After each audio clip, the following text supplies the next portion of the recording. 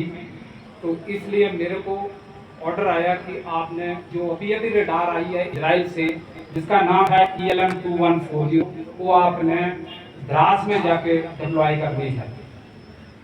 और मेरे साथ सिर्फ आर्टिलरी के जो इंस्ट्रक्टर थे वहीं पे ही 3 बंदे दे दिए और हमें ऑर्डर मिल गया कि जाइए। जैसे ही हमारी बात उधमपुर में पहुंची तो कमांड के भी जितने भी ऑफिसर थे और लेडीज थी, हमारी बस रोक के सबने अपना तिलक तुलक लगाया। तो उस टाइम मैंने ये सोचा कि पता नहीं वापस आएंगे कि नहीं, ये क्या हो रहा है।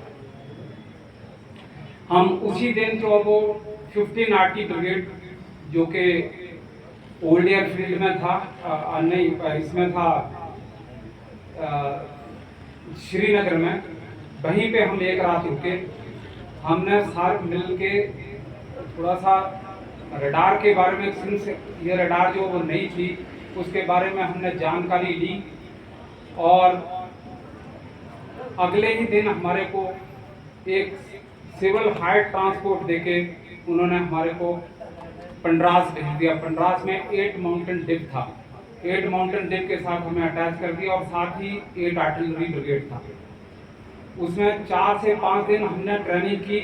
और उसी ट्रेनिंग के दौरान मुझे याद है कि 5 जुलाई की बात है, जब जैसा कि मैंने अपना घर, आजकल घर जो है वो मेरा कलो में है, लेकिन मैंने घर बनाया हुआ है पालमपुर में। तो मैं विक्रम बत्रा को भी अच्छी तरीके से जानता था। तो हम दोनों ने बैठ के उस रात 4 जुलाई की रात को हम बैठे भी, क्योंकि अगले दिन उसने फिर दोबारा वापस जाना था अटैक के ऊपर। तो हम थोड़ी देर आपस में बातचीत की और मैंने तो रडार लगानी थी अपोजिट तोलोनी। लेकिन जैसे ही आप यहाँ से जाते हो प्लेन एरिया से, तो आपको पता है कि आपकी सांस बहुत बुरी तरह फूलने लगती है। जैसे आप जुजीला पास क्रॉस करोगे तो जुजीला पास के बाद आपको पता है कि ऑक्सीजन की कमी हो जाती है। तो उस रात मेरे को बहुत प्रॉब्लम आई। तो मैंने अपने ब्रिगेड कमांडर थे उनको बताया कि सर मेरे को थोड़ा प्रॉब्लम हो रही है। तो उन्होंने बोला कि कुछ नहीं हो सकता, क्योंकि वॉर इज ऑन, इसलिए कुछ कर नहीं सकते हम। तो फिर ऐसे तैसे मैंने सुबह 3-4 दिन के लिए जो है हमने उधर आगे पीछे दौड़ना भागना ऐसे ऐसे किया। और उसके बाद मेरे को रडार लेके प्लस मेरे साथ 4 बंदे अब तोलोलिंग के अपोजिट मैंने रडार डिप्लॉय कर दी। मेरा काम था मूवमेंट, जो एनिमी का मूवमेंट है या अपने जवानों का मूवमेंट है। मैं रडार में ये तो नहीं हम दिखा सकते कि अपने जवान कौन हैं और एनिमी के जवान कौन से हैं, लेकिन मेरे को सिर्फ मूवमेंट बताना था कि क्या हो रहा है, हाईवे से कैसे जा रही हैं गाड़ियाँ, और जितने भी लोग थे या पानी कैसे आ रहा है, क्या घोड़ों का इस्तेमाल हो रहा है या नहीं हो रहा है। तो मैं 1 महीने के लिए सेल्फ सस्टेंड, हमें वो पॉप टेंट दे दिया था और पूरा राशन दे दिया था, जो हम 4 बंदे थे। और हम 1 महीना जो है वो उस पॉप टेंट के अंदर रहे जब तक वॉर खत्म नहीं हुआ।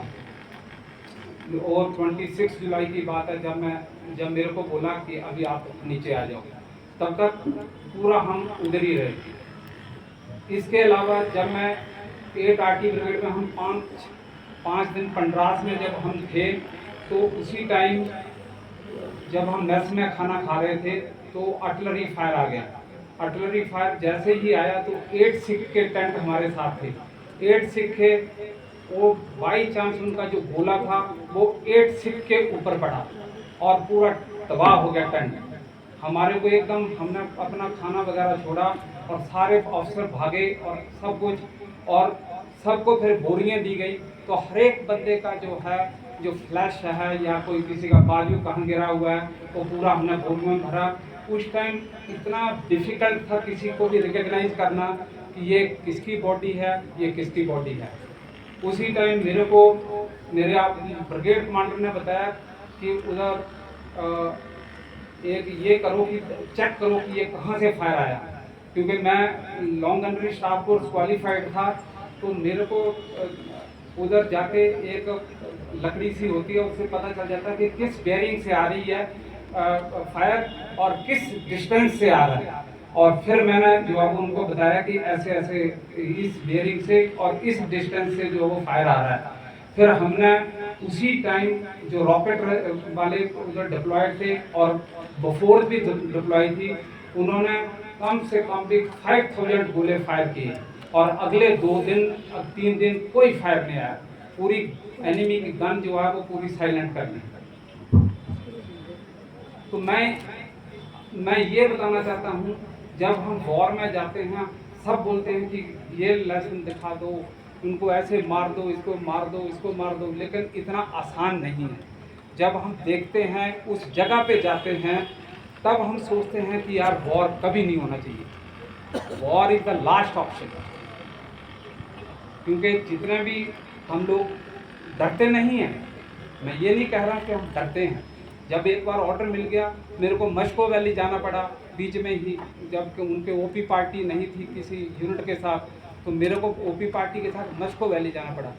तो मैं ये बताना चाहता हूँ कि वॉर के अंदर कोई चीज़ नहीं देखी जाती, आप मना नहीं कर सकते। चाहे आपको कितनी भी तकलीफ हो, कितना भी कुछ हो, लेकिन आप मना नहीं कर सकते।